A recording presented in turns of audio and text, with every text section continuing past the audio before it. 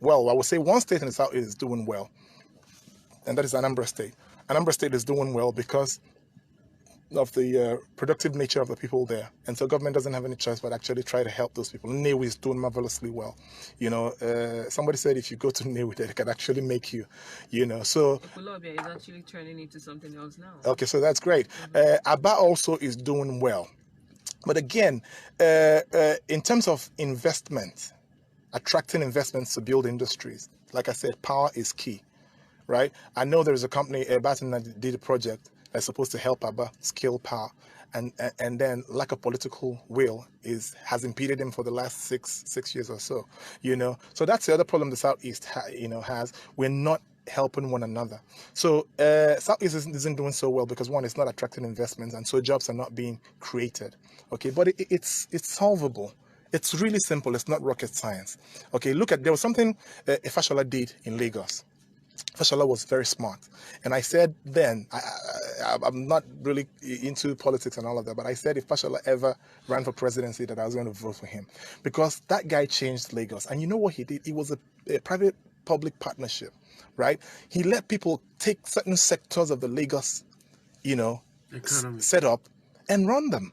So you find out that he opened up the economy and allowed the private sector to become partners. And so you saw that the BRT projects that you see in Lagos was not funded by the Lagos state government. It was funded by banks. And so if you can do this route, we give you the contract, provide the buses, make your revenue, pay taxes back to government.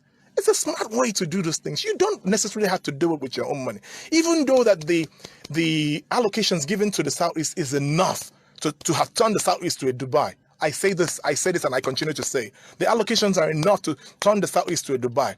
But even if you don't want to use your own money, open up the economy, let the private sector come in, give tax holidays, encourage them to come, give them baits, that will encourage them to come. So they're going to come, people are going to come and invest in industries, invest in transportation, invest in manufacturing.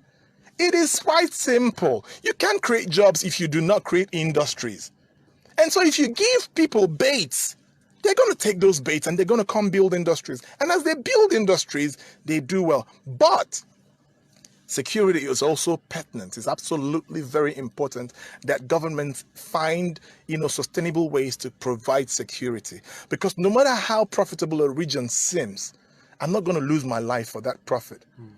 Okay, and so that is one of the deterrents that investors have. So if you provide sustainable security and provide power, these two in itself will change the Southeast forever.